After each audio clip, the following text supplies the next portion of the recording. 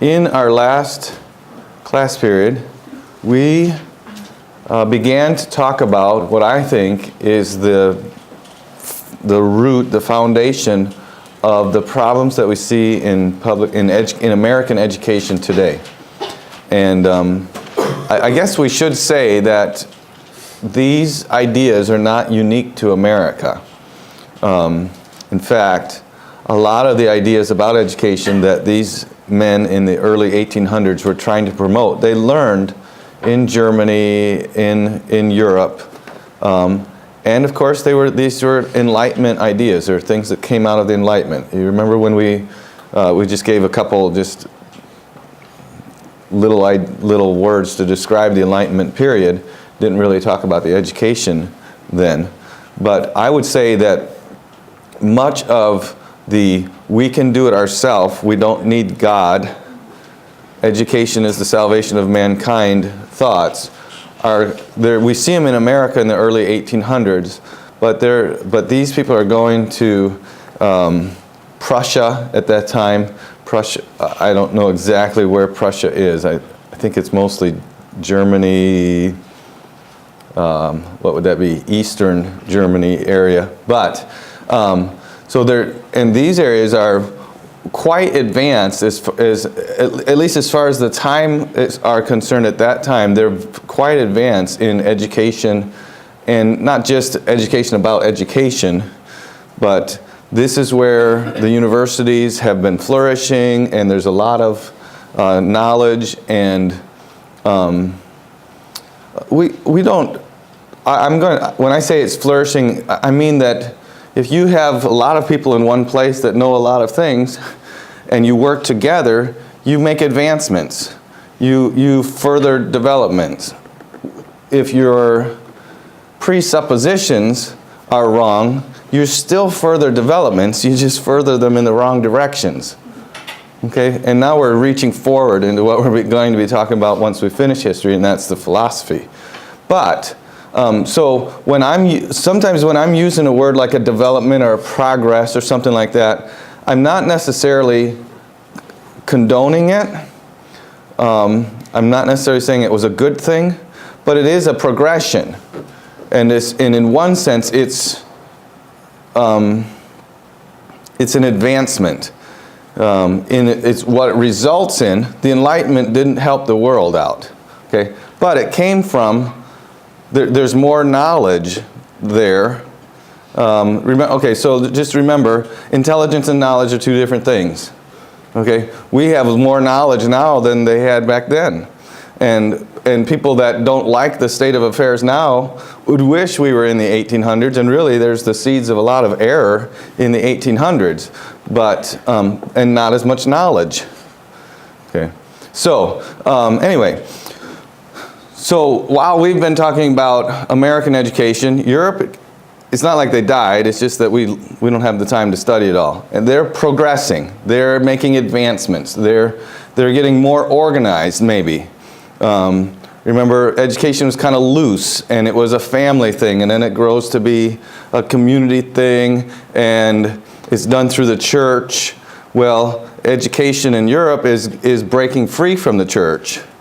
And they're advancing and becoming their own institution type of things, and developing their own ideas and all of that. And many of those ideas about how to educate even, and what education's purpose is, are of course coming to America. And I would say the bad ones finally make a real strong, take a real stronghold in the early 1800s. Mostly in the northern states. By northern, we're going to mean Pennsylvania, New York, New England states. Maybe some Ohio and stuff, but those are still frontier land in those days. They're still trying to just deal with getting crops in the ground. You think of it, the 1830s in Ohio, Michigan, Indiana. There's not cities. There might be a little town here or there, but back east, there's cities. There's concentrations of a large number of people, And so education develops more rapidly there. The developments of education come along more rapidly.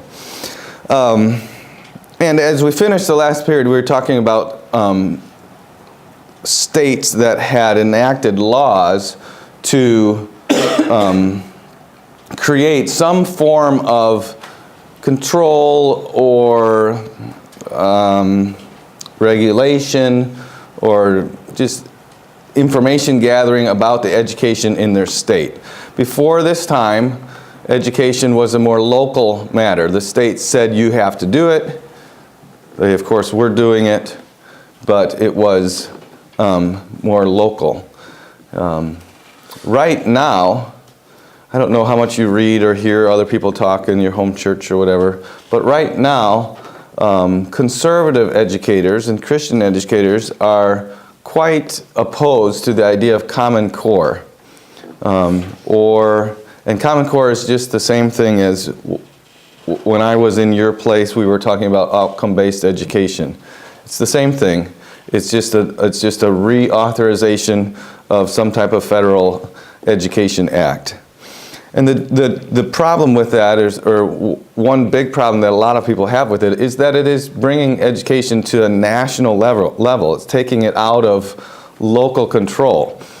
And that is true to an extent. But right now, the local control for us is 2.5 hours away in Indianapolis, Indiana. Okay, so I mean, if you have a state, ours is kind of just a smallish or just small of a medium-sized state with 11 or 12 million people in it, and you have one place saying how all these maybe 3 million children are going to be educated. Even that is that control to me is way too far away from where it should be. It's not local enough. So, going back to the 1800s, I mentioned that in Massachusetts, we might not think of Massachusetts as a very powerful or influential state right now, and it's not so much. I mean, it is, but now, in the 2000s, California, Texas, these states that are huge are influential, and we'll talk about why that is in a couple class periods. But back then, Massachusetts was very influential. 1820s, 1830s. This is where our country was founded, Massachusetts, Virginia. And you've got the longest standing university in Boston, Massachusetts, and at Harvard. And so Massachusetts is quite influential just in what it does.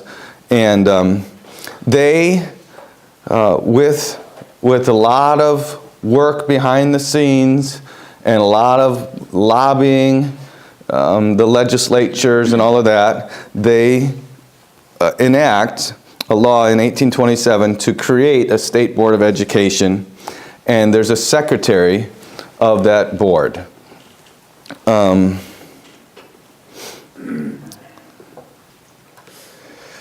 the secretary's name is Horace Mann. Now I'm going to switch kind of focus from events to people.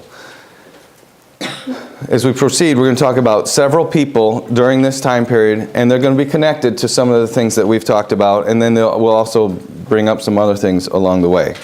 So if you're in your outline, or if you have an outline that has something like Founding Fathers, educational developments, you might have something, the spirit of the times, when I talked about the West as a child of the government. You might have something that says sectional developments, South, a rigid class society, North, industrialism and state laws. Whatever you have. This point is later leaders. So we have Founding Fathers, and now we have later leaders. These are leaders in education. And the first one I want to mention is a man by the name of Josiah Holbrook. Holbrook. Josiah Holbrook. He lived from 1788 to 1854, And he's the founder of the American Lyceum movement. Lyceum.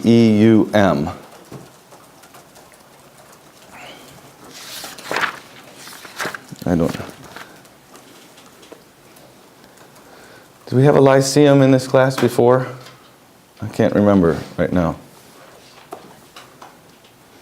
What did Plato have? What did he start? Or did I mention that? I'm sorry? Somebody did have. Aristotle had the Academy. I think Plato had a Lyceum. I can't remember right now. But, so the American Lyceum movement, he's the founder of that. And this movement began in 1826. When he first started it, of course he didn't start out with chapters all over the country. When he first started it, it was called the Society for Mutual Instruction. The Society for Mutual Instruction. And they established it for the spread of scientific knowledge. Now, scientific knowledge is not necessarily bad, but if we're thinking about the way people thought in the 1820s, in the 1820s we're already, contrast is not a strong enough word, but I can't think of the right word. We're already putting in contrast fideistic or faith knowledge and scientific knowledge. Okay?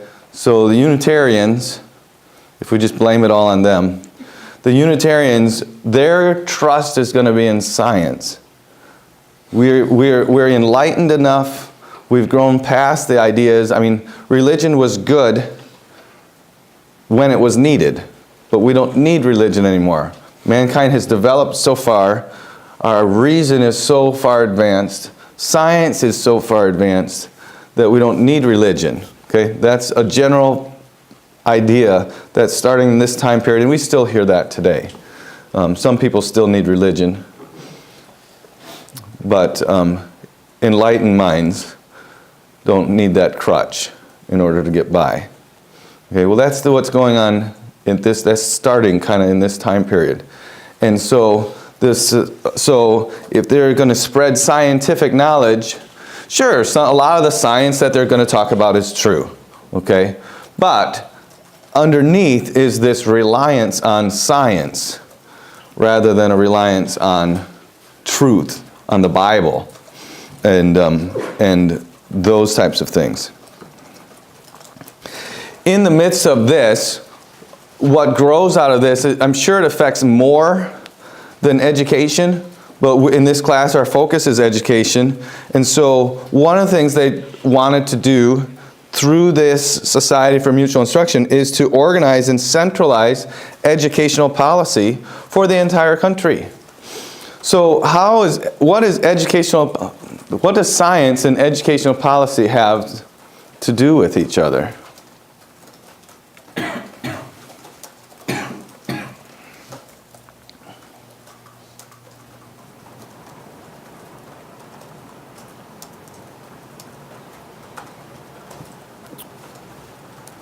I think I asked that in not the best way.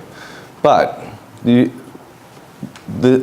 Society for Mutual Instruction to promote the advancements of science and all that, and education. What might be some things that they would talk about, or how would those things be connected? Anybody have any just inkling of an idea? Serenity, what do you think? You would be trying to separate religious things from the education. Okay, they would be trying to separate religious from education. Sure. Yep. Sarah? So does that mean they're saying the Bible is not scientific? Well, that would be for sure. The Bible's not scientific. We know that. I mean, it talks about people being swallowed by whales and things like that. It's got all kinds of scientific errors in it. That's what they're saying, not what I'm saying. Well, I'm just saying. I mean, shifting focus from the education for the goal, for the purpose of being able to read and study the Bible, and be shifting more towards education for the purpose of furthering science and furthering your knowledge there. Okay, yeah. So we would say we can use education to further scientific knowledge, and not, that would probably be something also. Could you study education scientifically?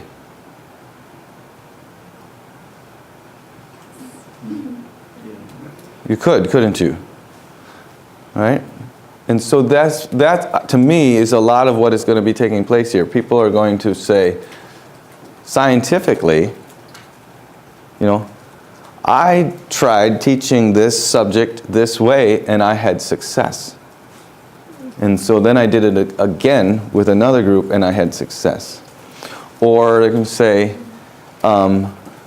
scientifically, would the environment that a student's in make a difference about how well they will learn? Okay, can you see that those would be like scientific questions? Right? So, if it's hot in your classroom, can you learn as well as if you're comfortable? No. Because your mind is going to be distracted by your body temperature. If it's cold in your classroom, can you learn as well? No, because you're sitting there thinking, it's cold, my toes, I don't know if I can feel them or not. I don't know if I still have toes. And the teacher's talking about something else and you're not thinking about what he's saying. Okay? And of course, the actual methods, if everything's optimal as far as environment, we have these antiquated methods that we've been using for 150 years, and we've learned so much about mankind, and we've been enlightened and all of this. Surely there's a better way to teach, better things to teach. Okay? So in a society for mutual instruction, that one of its purposes is to spread scientific knowledge, the scientific knowledge about the educational process is going to be these types of experimental things, ideas about how can we make education better, okay? But what is better? What's good for you is different than what's good for me.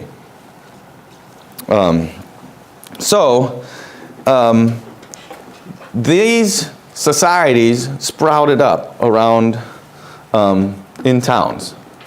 And I don't know, it might be kind of like the Rotary Club or the Kiwanis or something like that. They meet once a week or once a month or something like that. And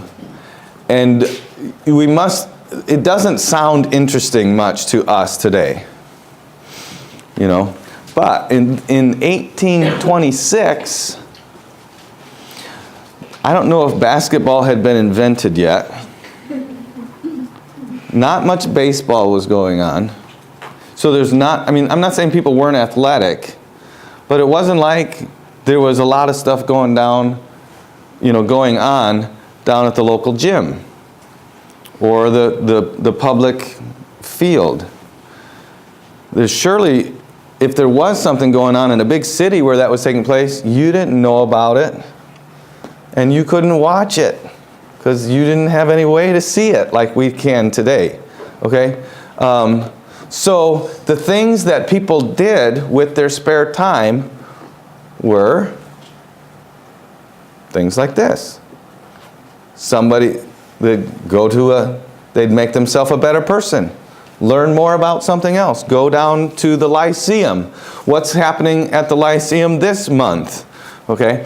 And so there were also people that were specialists, sometimes self-appointed specialists, in these areas that would travel from place to place. That's how they made money. You were a member of the Lyceum, you paid a little bit, or you weren't you just came to the thing and there was a talk and you paid $3 or something, I don't know how much, 50 cents, whatever, to come and listen to the great Horace Mann tell us what he's learned by studying. He's studied schools for 20 years, and he knows what it's like in schools, and he knows what would be better for schools. Okay? So these things, this Society for Mutual Instruction, the Lyceum movement, I don't know that they build buildings, but they have places where they meet in towns all across America. It's way more popular than what we can conceive, because it is a form of entertainment. I might say it's not amusement, it's not mindless, but it's a diversion from just working all day long. So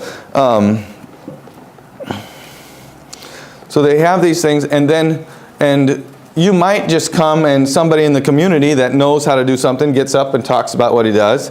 But if you have somebody from out of town come through that's really a scholar and really knows something, that's going to be exciting. And so whoever's the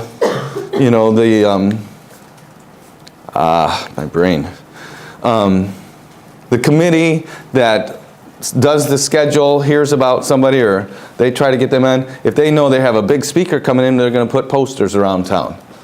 So-and-so is coming to town. Don't miss it. And that's going to be exciting. Okay? They'll get a bigger crowd.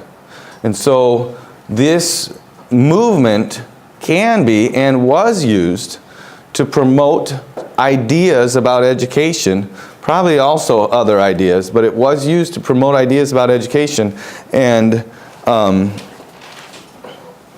Horace Mann would have used this structure to promote his ideas about education. Obviously, he's not the only one that has ideas about education, but he's very, very influential. It would be interesting to see how many public schools are named after Horace Mann.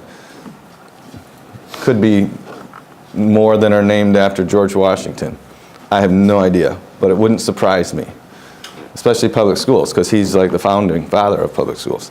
So, next man. So that's Josiah Holbrook. Remember with Josiah Holbrook, the Society for Mutual Instruction, or particularly the Lyceum, L-Y-C-E-U-M. The next man is James Carter, from the 1800s.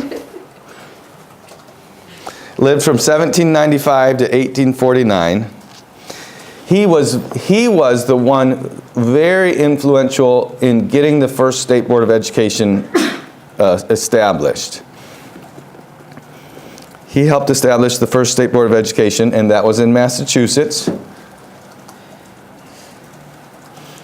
He and Horace Mann were very much involved in that. I can't remember the details, but many people thought he should be the first secretary. But he declined for some reason and Horace Mann became the secretary. So Carter is he's a legislator, I believe, and he's on this first State Board of Education. And also very, of the same mind as Horace Mann and these. And he's also, let's see here, he is called the father of the American Normal School. I just cover it now. Later today, this will make more sense. But he's called the father of the American Normal School. Anybody from Illinois? Okay. You ever heard of Normal, Illinois? What's in Normal, Illinois? Do you know what's in Normal, Illinois? I'm sorry? Yeah, there's a big school in Normal, Illinois.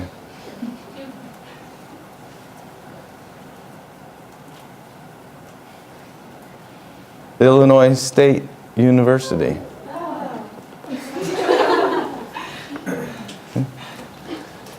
It was at one time called, it would have been Illinois Teachers College or a Teachers Seminary.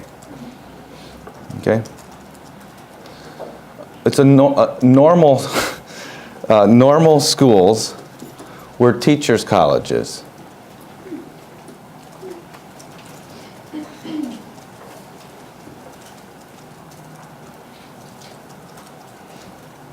We've kind of adjusted the way we think of the word normal. But normal comes from the word norm. N-O-R-M. And norm is a noun. Okay?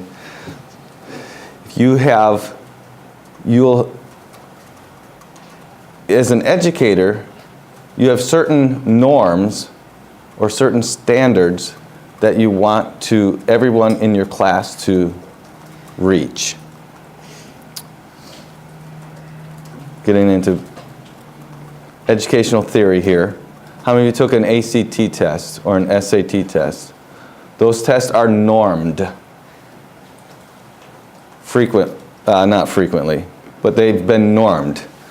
They're set to reflect certain things that the college testing board or whoever creates the test says, this is a normed test. It's been normed because it has a certain things that we want people to know. Okay? So I'm just trying to give you the idea that this word norm and normal is an educational word. Or when we talk about it in an educational class, it has a meaning related to the way we use the word normal, but it's got a different nuance to it. Okay? So,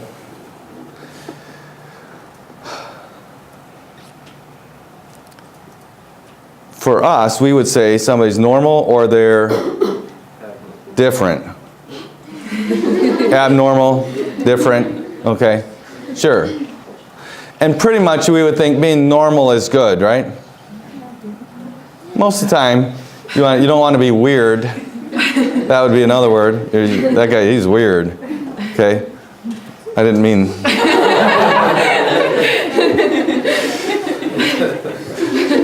So, normal, weird, normal, abnormal, normal, different. Normal is where most people are, right?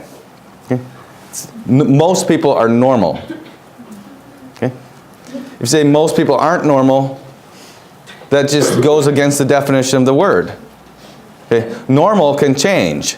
A norm can change. What we say you should know on a test 20 years from now might be something different. And so they will change, they will re-norm the test because they want to see how normal we all are, or how normal the people are that take the test. Where are you in relation to what's normal? So a teacher's college, or a normal college, is built so that teachers learn the same thing,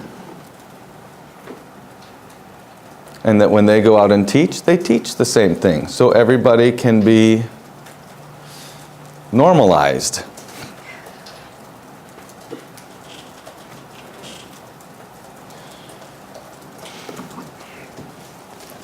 James Carter, very influential in the founding of the first State Board of Education, and he's called the father of the American Normal School, or what we would call the American teachers, the father of American teachers education, the American Normal School. So let's now spend some time talking about Horace Mann. Horace Mann and James Carter are partners in crime. Horace Mann is the first state secretary of education.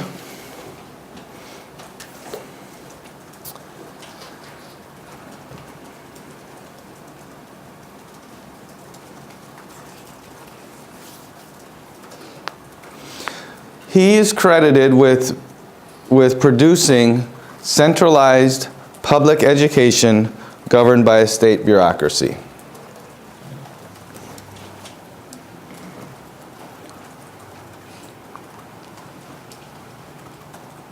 Of course, it took more than him, but if we're going to say one person was responsible for it, just like we'd say George Washington was the father of our country, it took more than him, but Horace Mann is the mover, the shaker, the influencer, the guy that produces centralized public education governed by state bureaucracy.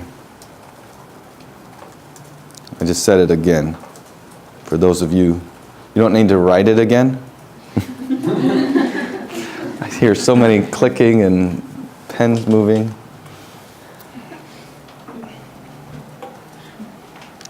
And his goal was to establish American schools, or to transform American schools into schools that would follow the Prussian model. P-R-U-S-S-I-N. Russian with a P in front of it.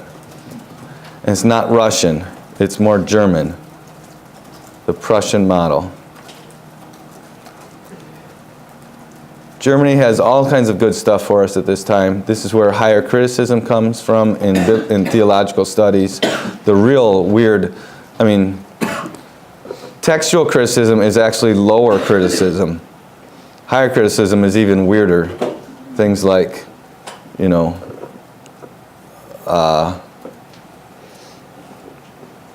questioning whether who really did write the books, and getting into, there must have been at least 4 or 5 authors of the books of Moses and all of that type of thing.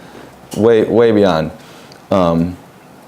Wondering whether a word is in the text or not. A lot worse, actually, if you can have a scale. So there's all kinds of weird stuff coming out of Germany, higher criticism and all this. And the Prussian model of education is in that class of things. Probably a lot of things we see in education today are from the Prussian model. I don't know what the Prussian model is. Maybe I should study that one of these off seasons. But he had 6 main principles that he worked from, or for. His first principle was that the public should no longer remain ignorant.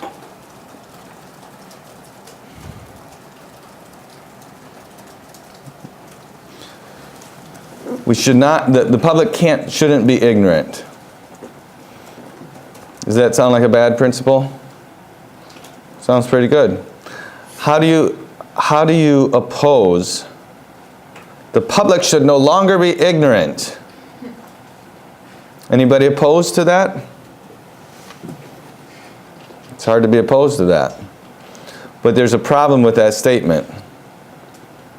Anybody know the problem? He assumes that the public is ignorant. He's assuming the public is ignorant. Are the public ignorant? The public are literate, aren't they?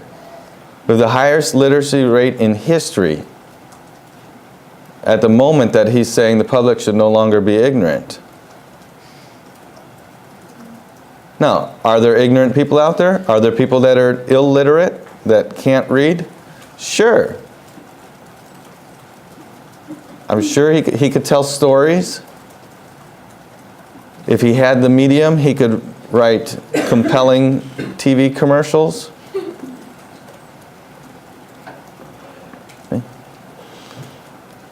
But foundationally, and I introduced that because the way he framed his argument was the way that we still see arguments framed today.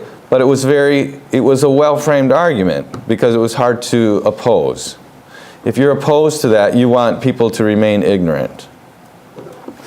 His next point was that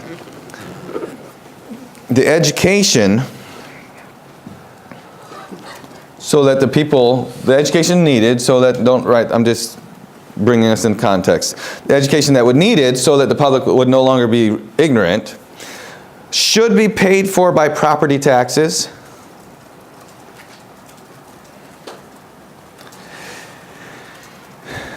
And since property taxes are being used to pay for it, it should be controlled by the state. Because, of course, tax money is the state's money.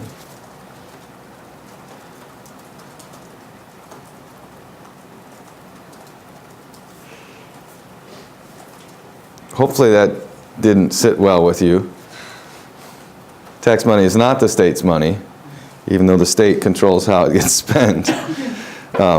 But such education should be paid for by property taxes, should be paid for, controlled, and sustained by an interested public. Okay, that's the statement. Okay, and so it should be paid for, sustained, paid for, controlled, and sustained by an interested public. Well, who is an interested public? Who is the voice of the interested public? The government is. Okay, so how does the government, as the voice of the interested people, pay for it? They take property taxes. How do they control it? They write laws and force they get together and their brilliant minds tell us what should be done. Okay? So, and then the next point is that this education will best be provided in schools that embrace children from a variety of backgrounds.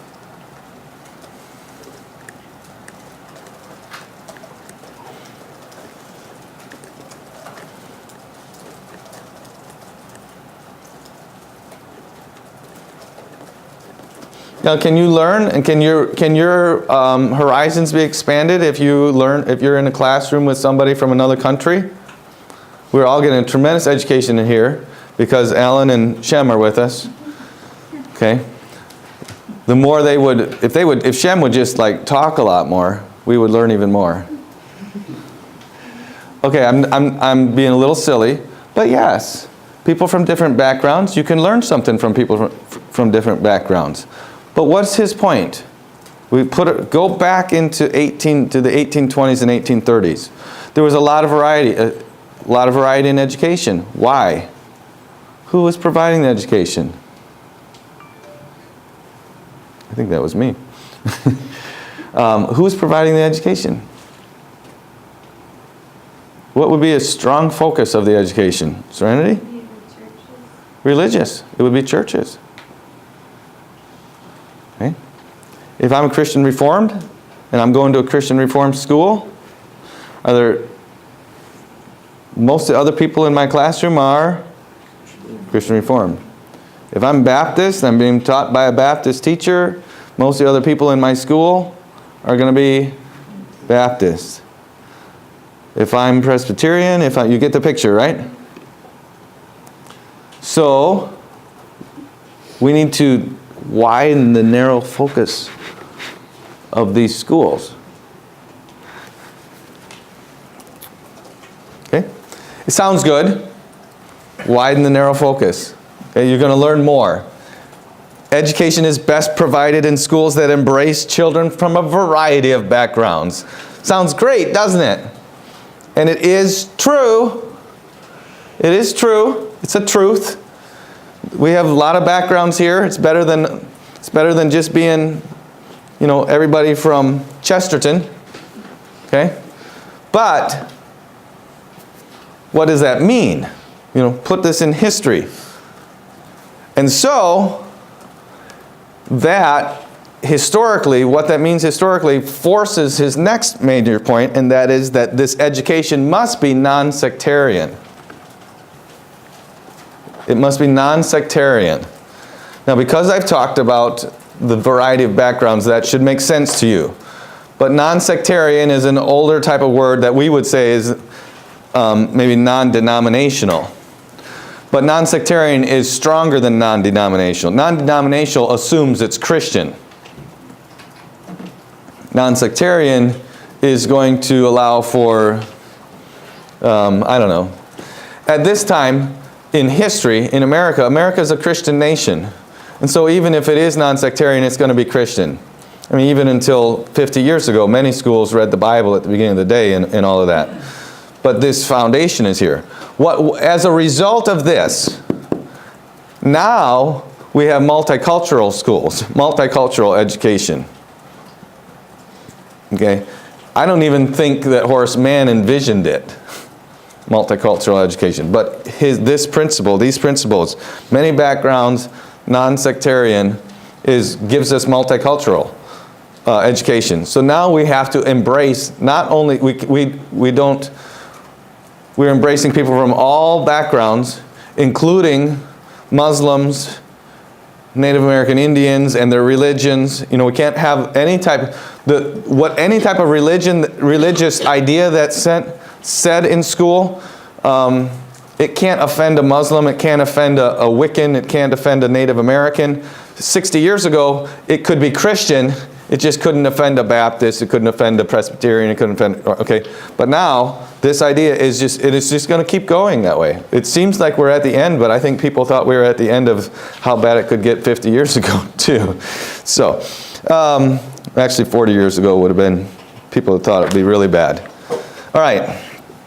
And then this education must be, this point 5 of his principles, it must be taught by the spirit and methods and discipline of a free society. This would be a scientific society. A free society. So the spirit of this free society, the methods of the free society, we're not bound by the rules of the past. We can discover new methods. And then the last one, the last thing that he promoted and pushed for, principle he had, was that this education should be provided by well-trained professional teachers. Okay, well-trained professional teachers. That sounds great. I think it's good. If I didn't think it's good, you know, we wouldn't be teaching people to teach. There's nothing wrong with learning how to teach. There's nothing wrong with studying, studying to see what are better ways to teach. But in Horace Mann's world, how are we going to get these well-trained professional teachers? We just talked about it 10 minutes ago. We're going to send them to college, and we're going to send them to a teacher's college so that they all can learn the same thing. You know, they can learn to be better teachers. And I bet that if you'd have gone to Illinois State University before it was Illinois State Teachers College or Indiana State Teachers College in Terre Haute, if you'd have gone there 5 years after they started, your education might have been way more rigorous than what it is here. It wouldn't surprise me that. Okay? So, when we talk about education as Christians, even historically, we're not talking about the product. We're talking about why we're doing things and what we're doing. We don't need a centralized learning system for our teachers, just like we don't need a centralized learning system for our students. Okay? If we're having students from a wide variety of backgrounds, and we're not going to have sectarian education, we need teachers who have been trained to be able to teach people from a wide variety of backgrounds. You know, I'm a Baptist. I don't know how to teach a Presbyterian. Right? Okay? So these things, these ideals are, they're going to be effective. Okay? They have an element of truth to them. Okay, as far as the way people work. If he's able to do this, his goal is he's going to accomplish his goal. And obviously he was able to do it. Okay? So, but his goal is not what our goal is. So there was a man, and this name is not so important, but his name is Edmund Dwight. He gave a sizable grant, and the Massachusetts State Legislature established the teacher seminary, normal schools. So he was able to accomplish that with that help.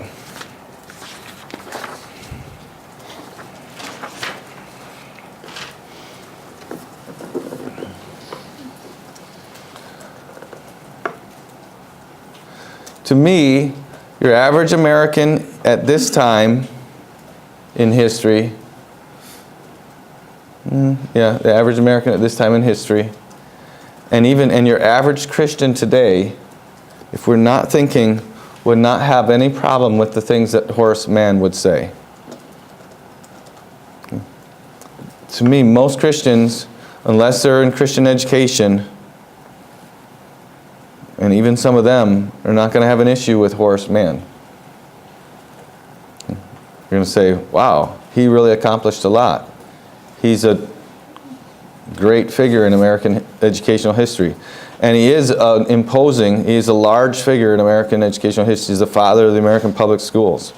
And American public schools are a big thing. He's the father of it. I'm not saying he started it, but he's the driving force behind it. He's the influence. His ideas are seen throughout it. But when he lived, I don't think he envisioned what we even say today. He might have thought it would be a dream. Okay. And he was not a Christian, but I'm sure he wouldn't have envisioned the chaos that we have in American society today. He would have envisioned a utopia, a place that was well educated, and because they were well educated, he in his sermons, if we would call him that, he would preach the idea that if we just had better schools, before long we would not have to pay a sheriff. We would not need to pay a jailer, because the jails would be empty. Those are ideas that are coming around in American history in the early 1800s. Education is the salvation of mankind. We educate people, pretty soon nobody's going to do bad. We won't need jailers. We won't need to build jails. We won't need correctional facilities. Everything will just get better. Okay? He's sadly mistaken because he denied Jesus Christ, but he believed it, and he fervently believed it. He was a fiery evangelist. I'm combining words with this, but that is what he was. We think of that in just, people that get their Bibles out. He attacked is not the right word, but he endeavored in his mission to change education and to make it better in his eyes with all his might. And he went around the country, he went around his state, gathering information so that he could be, he had lots of information. He had a lot of research. Now, what he would do with his research and what I would do with his research, what you would do with his research are different. But he had facts to back up what he was saying. He would use his information to support his thinking. And he framed his arguments in ways that if you were against him, you were with the powers of darkness. All he wanted to do is make people more and better educated, to enlighten their lives. Anybody that's against what he wanted wants to bring us back into, the Dark Ages. Okay?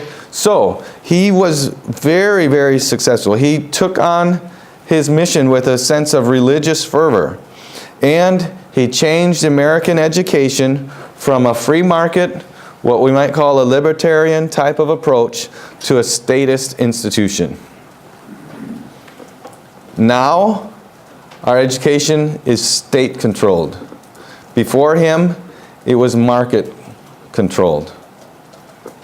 The state said you had to do it, but they didn't control it. After him, the state said you had to do it, and they control it. I would say that we've gotten, right now, as what's in the public school is worse, but there was a point in history 30, 40 years ago, about 40 years ago, there was strong effort, and there still is going to be people write bills, but there's strong support for the idea of compulsory public school education. That people that there may be some states now. I think we've gotten a little bit of relaxation on this. currently. But there were states, people that didn't have their kids in some type of school would be breaking the law. So homeschooling would be against the law. Yeah, I don't think that's true anywhere in America today. But there were times not that long ago when it was. And then there would be strong, schools that the state's children go to would have to be approved by the state. It wouldn't have to be a public school, but the states would have to have state approval. Have to have a license from the state in order to teach. Okay? So that's state control, for sure. And Horace Mann is the key person that gave us that. And again, we all know that it takes more than one person to accomplish something like that. But he's the driving force. He's the one to point to as the one that did this. He had many friends that believed in what he did and maybe even influenced him in his beliefs, counted on his success, and actually freed him from financial worry. He didn't make enough money going around talking to lyceum, societies for mutual instruction, but he was like a missionary. People with wealth that believed the same as he did would send him money, and he lived off of that. They didn't tolerate any opposition, any opposing viewpoints. Of course, I've kind of given you this picture already. They were enlightened, and anyone who was opposed were the powers of darkness.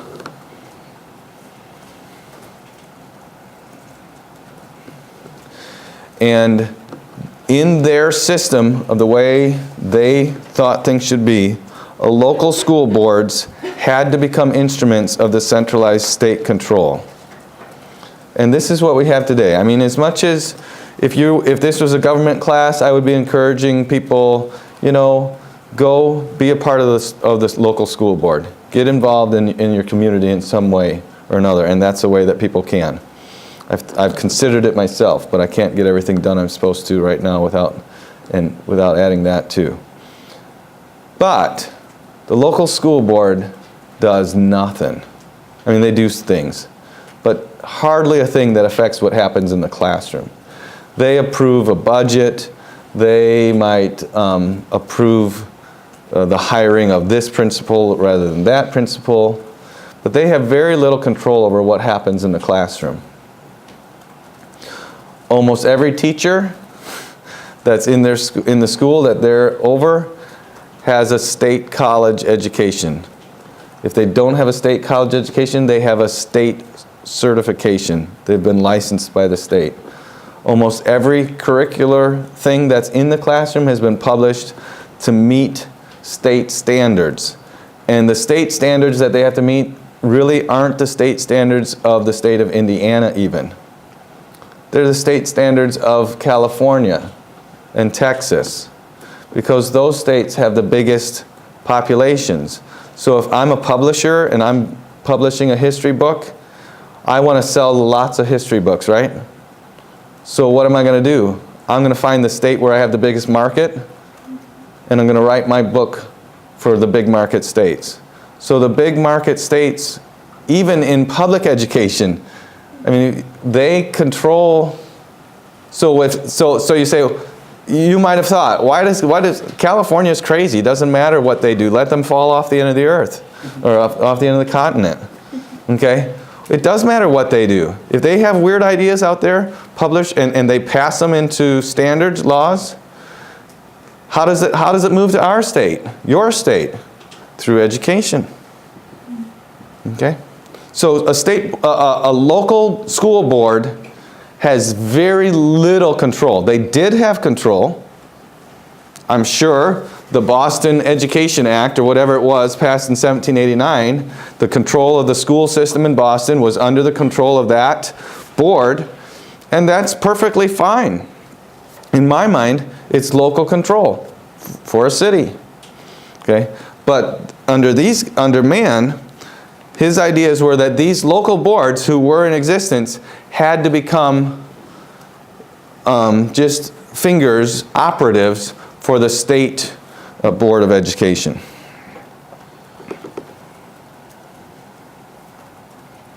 He believed in natural religion, Unitarian, just, whatever, not Christ. He did face opposition from Christians. But of course, any opposition was framed as the powers of darkness. Christians are, those. And at this point in the 1800s, we would know about, the world would know about the atrocities of the Inquisition and all that. So anybody that's against education, and anybody that's against Horace Mann is going to be framed as some inquisitor or something like that.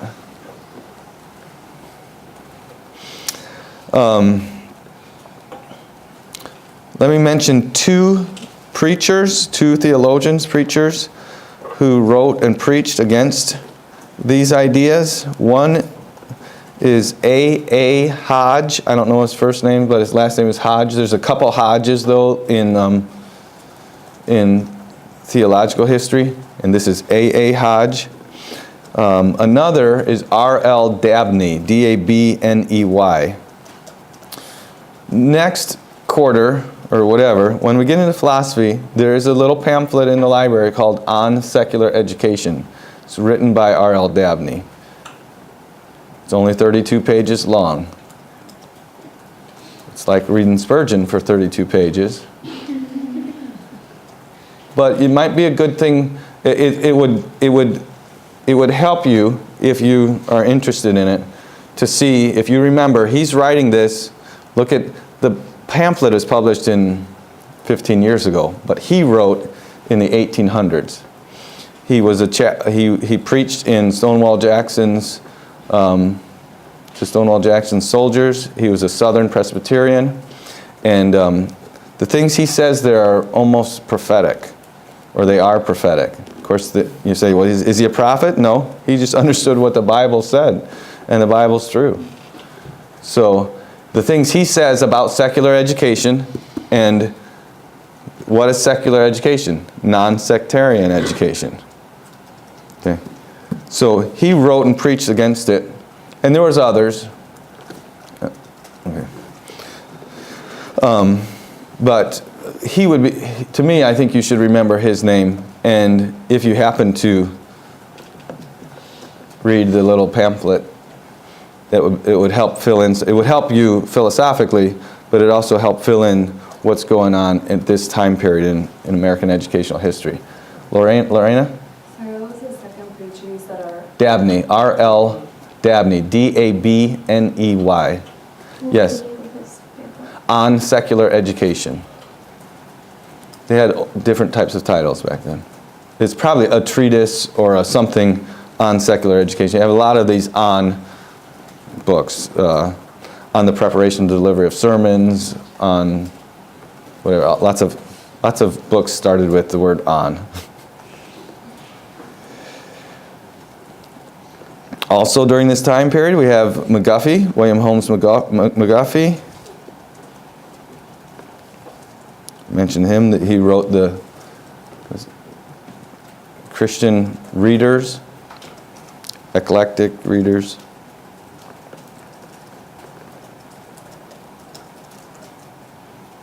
And I can't fail to mention John Milton Gregory. Lived during this time.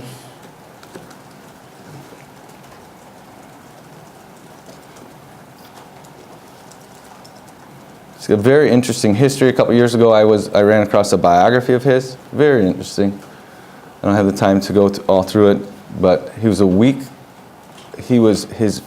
physical frame was weak, so he could not work hard physically.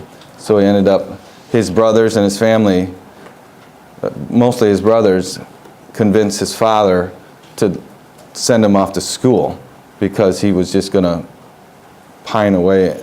Pine away is not the right word. He was going to just die if he had to work at the mill or whatever. So he went to school. He tried being a lawyer. He also preached for a little while. And I think this, in a proper sense, preaching wasn't what he was called to do. and he ends up being a teacher. He also preaches throughout his life. He fills in Baptist churches, lots and lots and lots, but becomes a tremendous educator. He becomes, in a certain sense, and this is where I can't reconcile all this in my mind, he's the superintendent of public instruction in the state of Michigan in the 1850s. It's a little bit after Horace Mann's time, but it is frontier. In the frontier, things are different there, I must say. Becomes the first president of Illinois University in 1860, something like that, 68, 62, 68, something like that. As I was going along, I skipped over a little bit of something about Horace Mann, and I realized it here. Remember I mentioned the Common School Journal in the last period? The Common School Journal. So this is a journal. Journals purportedly report scientific investigation and that type of thing.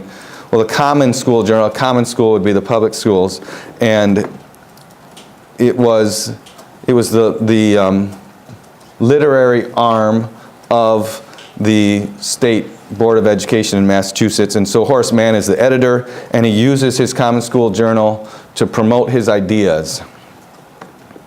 Four ideas that he promoted, at least. Obviously there are more, but 4 ideas. One is that we need more and better equipped schoolhouses. Okay, he would travel across the state of Massachusetts, find these old buildings that were, cold or hot or, not equipped to be able to teach very well. So we need more and better equipped schoolhouses. Another thing he promoted through his journal is longer school years, meaning children need to stay in school longer. He thought they should stay in school until 16. We've come a long way, because now we have kids staying in school until 17 or 18. Okay. Long way can be good or bad. But I mention that because it just shows who was in control of the education. Parents were in control. But he wants the state to say, no, all children have to be in school until 16. Longer school years, higher pay for teachers, which I think that's the one thing he was not able to accomplish, because teachers are still asking for higher pay.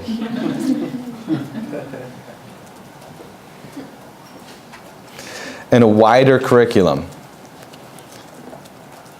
He thought we should teach more topics in school.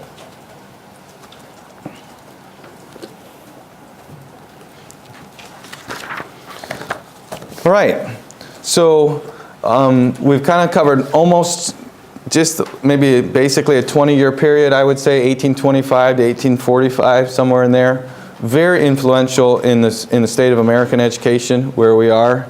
And mostly talked about Horace Mann and a few people associated with him in this class period. The next time we get them together, we'll try to move on from that into and through the Civil War and the time after the Civil War, and then we'll get into the 20th century, which we were in when I first started teaching this class, but now we're out of it. Out of it. Out of it. Out of it. Out of it.